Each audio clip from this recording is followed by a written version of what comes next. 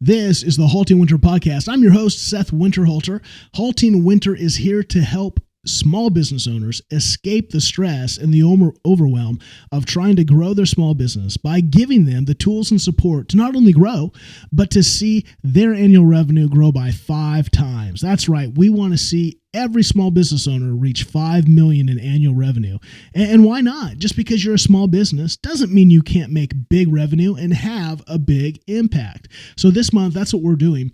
We're doing a 12-part series working through the 12 steps I think every small business should take in order to launch, in order to grow, or in order to scale. Doesn't matter if you're starting a small business, doesn't matter if you've been in business for a decade. If you want to grow your small business, these are the 12 steps that you have to take to make sure that you have a good foundation and the proper framework to build on top of that, to make sure that you don't fall down, you don't crash and burn. We want to help you get up in the air to fly farther and faster. And to do that, we need a good strategy. We need a good framework to do that.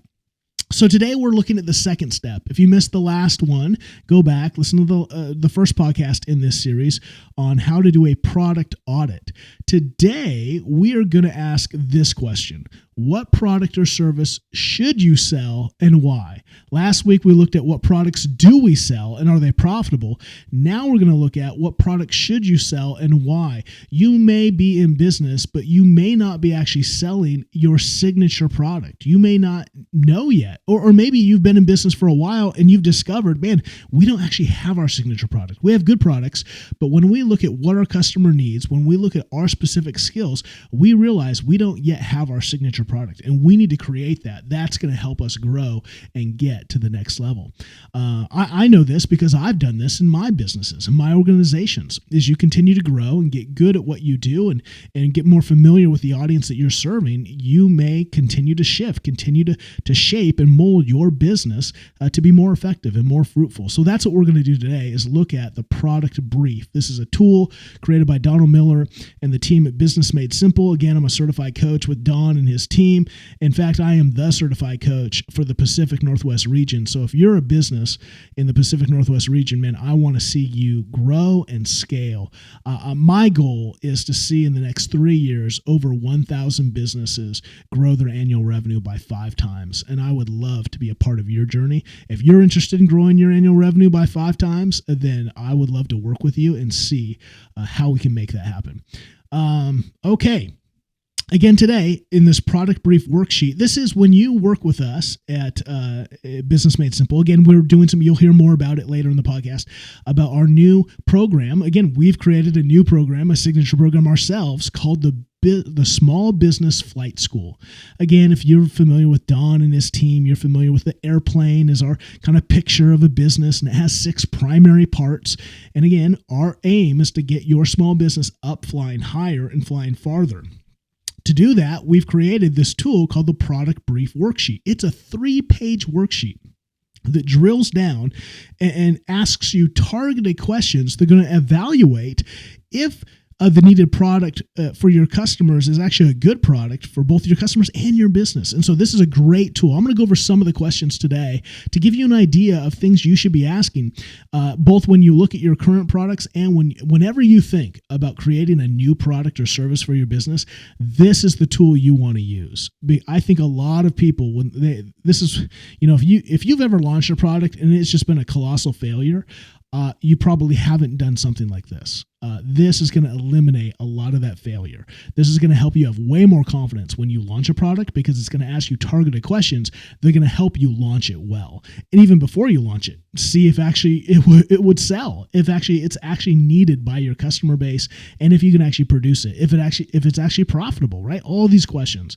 So here's some of the questions. Let's go over a few of the questions that we'd ask you. Again, if you go through our flight school, you're going to be asked these with all of your products. Number 1, what's the product name? let's just say we're going to use a small business flight school. We're going to use our flight school as the thing today. So it's called Flight School. Does it describe the product well, and does it tease the value? Think about that with the name. Again, remember last time I talked about just sometimes we have these crazy names for things that are just so unhelpful. They confuse people. I look, one of the things I do every week is I look on LinkedIn. I try to find small business owners to connect with and just to encourage, to inspire, to see if I can be of help. And as I meet new small business owners, or as I'm looking, it just amazes me, just if I can just be real frank, just the dumb names that we choose for our businesses. Like, they're just so unhelpful. So sometimes they just look like letters sometimes. Like, I'm like, I can't even pronounce it. Like, what are we doing? Is this really helpful? People ask me, because sometimes I feel like this with HaltingWinter. Sometimes I'm like, I could have done so much better sometimes. But for me, it is like, you do want something personal that you can believe in. And for me, again, my last name, Seth Winter Halter.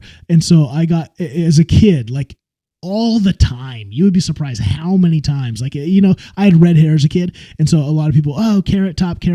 I got made fun of my last name way more than I got made fun of my red hair. And it was always like, Winter Halter. Are you going to halt the winter? Are you going to halt the winter? and now, so I took that, and yes, that's exactly what I do. My business is HaltingWinter. I halt the winter for business owners who are, right, they don't know how to grow. They're hibernating, they're cold, they're freezing, they're frigid, they're stressed, they're overwhelmed. No, we're going to break forth out of winter. We're going to go into spring, into grow time, and we're going to enjoy the summer and the harvest, right? That's what we're going to do. So to me, I can explain that, I think, in a pretty powerful way. And so HaltingWinter, again, you can read that, right? HaltingWinter, okay. HaltingWinter Business Coaching. Oh, okay, yeah, that makes sense. So you want to have a name that helps your audience understand, right? Again, our target audience is small businesses. So when we say small business flight school, that makes sense. It's for small businesses. What's the value? Flight school. Oh, getting your business up in the air, flying higher and farther. Yeah, that makes sense. That's a good analogy. Flight school. Number 3 question, will the name be confusing or create a problem in the marketplace? Again, weird names are not cool. They're dumb. They confuse your audience. You can't use insider language. You're going to hurt your marketing.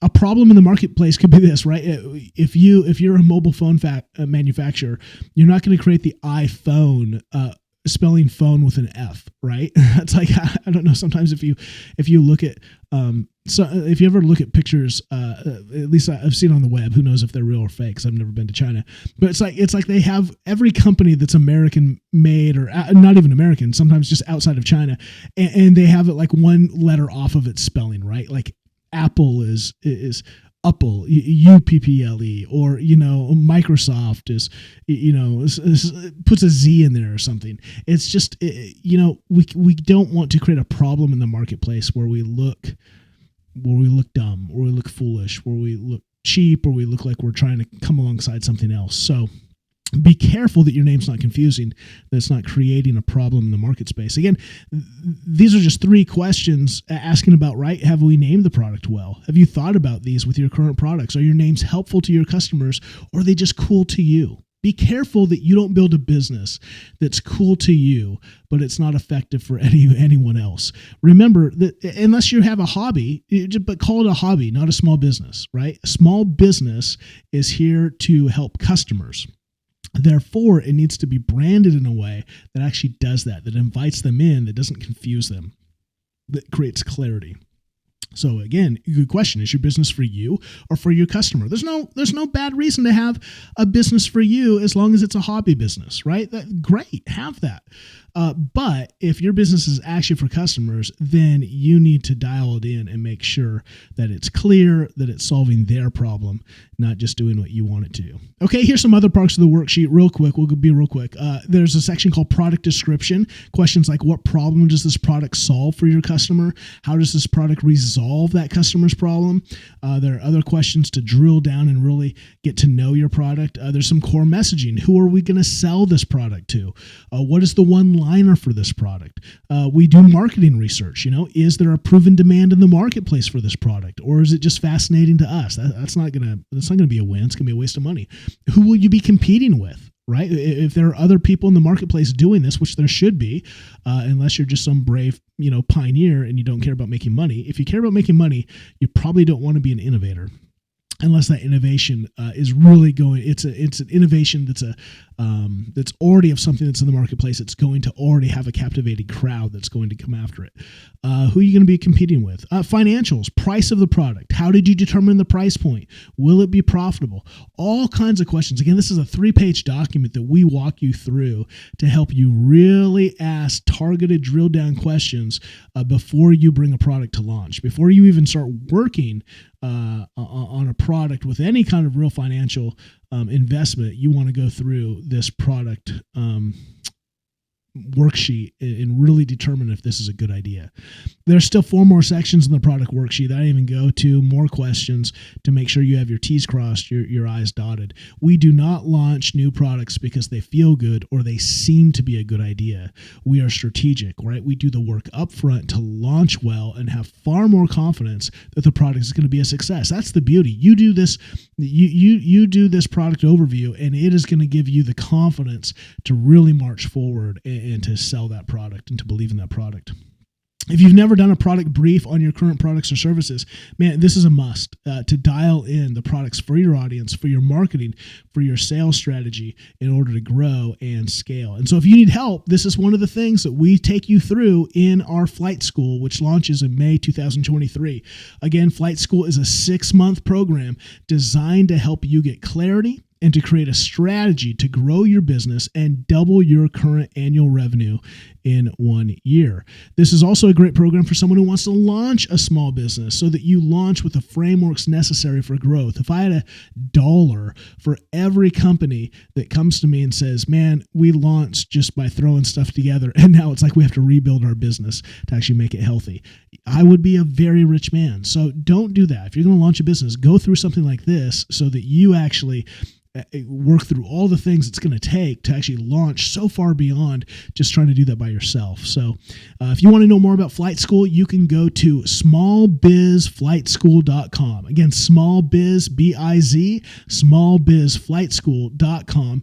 Make sure to apply right away. Fill out that form. Set up a time for me to come and chat with you to talk to you about the Flight School and the details. We have limited spots for some of the programs. Again, we have 3 options for you to partake in, whichever option is a better fit for you, the best fit for you. And some of those have very limited spots because, again, they're so personalized in their coaching. And so we want to help you not only double your revenue, we want to help you 5x your revenue. That's our personal goal at HaltingWinter. And so, man, we want to get your business up in the air and growing. So if you want to be a part of that, April is the month. Sign up now. Be a part now so you get the special pricing. You get all the extra benefits that are coming your way for being a part of the initial launch of our Flight School program. Again, smallbizflightschool.com. My name is Seth Winterhalter. This is the HaltingWinter Podcast. Until next time.